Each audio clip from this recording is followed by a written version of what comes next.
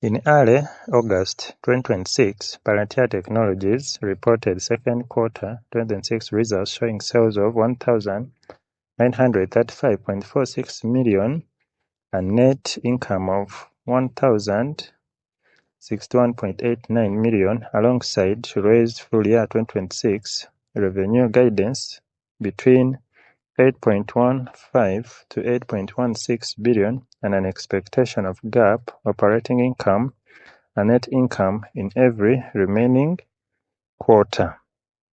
Now the sales were 1,935.46, which was approximately 19.35 billion in quarterly revenue.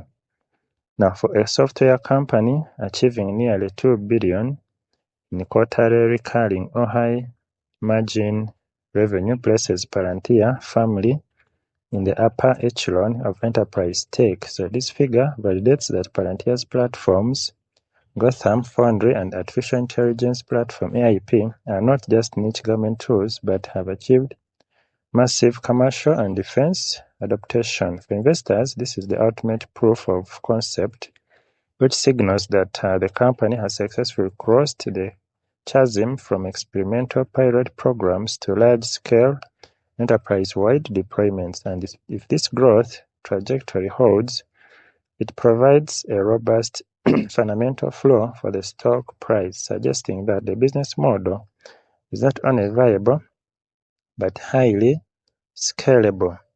And on the same day, we see that Immature Systems announced a new agreement with Palantir to use its software to automate material planning and build a digital twin of Mercury's operations, tying Palantir's AI platforms even more closely to critical US defense supply chains and production capacity.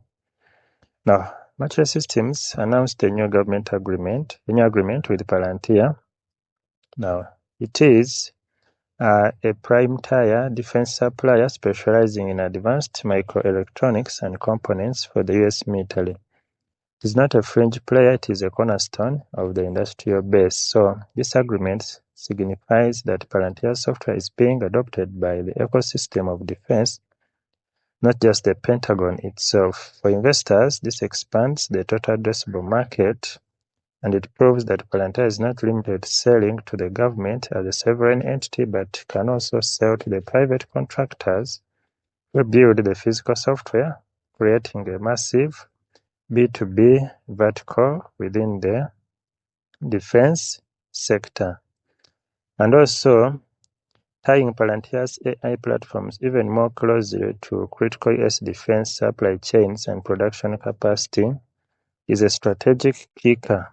Being critical is paramount because the US military supply chain has been identified as a national security vulnerability, particularly in the context of competition with near peers like China. Now, to own Palantir, you need to believe its enterprise AI platforms can stay mission critical for government and large corporations while justifying the premium valuation. So, we see that this frame gives a matter of conviction but not certainty.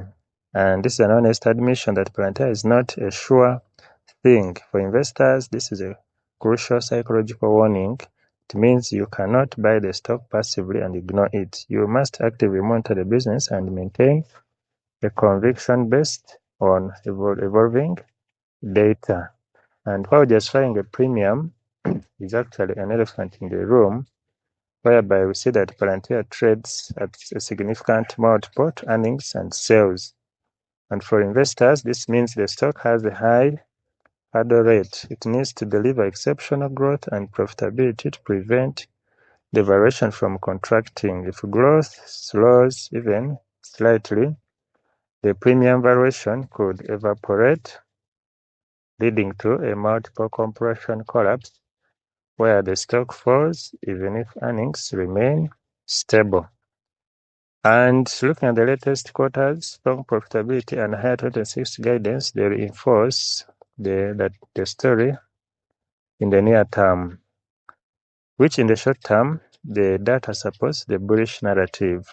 The fundamentals are improving rapidly, and for investors, this is a green flag for the next 6 to 12 months, which suggests that the momentum is on the side of bulls, and there is likely to be upward pressure on the stock following the earnings beat. However, coming to the new agreement with Mercury, which looks especially relevant here, we see that this specific news is not just noise, it is a direct response to the bear case. It is a material event that changes the risk calculus. For investors, it is a signal to pay close attention to this specific partnership as a bellwether for future defense industrial deals. And also, this directly supports the core AI adaptation catalyst, but also increases the company's exposure to shifting defense budgets and political scrutiny around sensitive military programs. Yet behind the strong headline numbers, we see that the concentration of growth in U.S. defense-related work is something investors should be aware of. Investors should peel back the onion. They should not just look at the top-line revenue and bottom-line profit. They should examine the composition of that growth. And this is a reminder to read the Q10 and segment reporting, not just the press release. And concentrating in U.S. defense-related work is a specific warning. The growth is predominantly coming from defense. If commercial growth is lagging, the company is becoming more, not less, dependent on government. And for investors, this is a qualitative factor that should influence position sizing. So if you're already overweight in defense stocks, Palantir might add unwanted sector concentration risk to your portfolio. If you're enjoying such news, please like, share, and subscribe for more stock news. So, Palantir Technologies narrative projects 10.8 billion revenue and 3.6 billion earnings by 2028, which is a baseline consensus or the internal corporate targets implied by the current valuation. And to reach 10.8 billion, Palantir must nearly double its current revenue run rate in just 2 years. And to reach this 3.6 billion in earnings, it implies a net profit margin of approximately 33%, which is exceptionally high. And for investors, this sets the performance bar. If you're buying the stock at today's price, you are implicitly signing on this projection. So, this also requires 40.7% yearly revenue growth and about 2.5 billion earnings increase from 1.1 billion today, which growing at 8 billion revenue base at 40% annually is far harder than growing 1 billion base at 40%. To achieve a 2.5 billion increase in earnings, Palantir must not only grow revenue but also massively expand its operating margins. So this serves as a reality check for investors. It forces you to ask, is the market for defense and enterprise AI really large enough to absorb an additional 2.7 billion in annual revenue over the next 12 months? And this helps ground expectations and prevents the investor from falling prey to linear extrapolation, where e.g. Q2 was good, so it will always be good. So what do you think about the current announcement? Please like, share, and subscribe. And for more stock news, please don't forget to subscribe. And above all, remember to fear God and give glory to Him, for the hour of His judgment is come, to worship Him who made the heaven and the earth and the sea and the fountains of waters. Thank you, and also see you in the next video.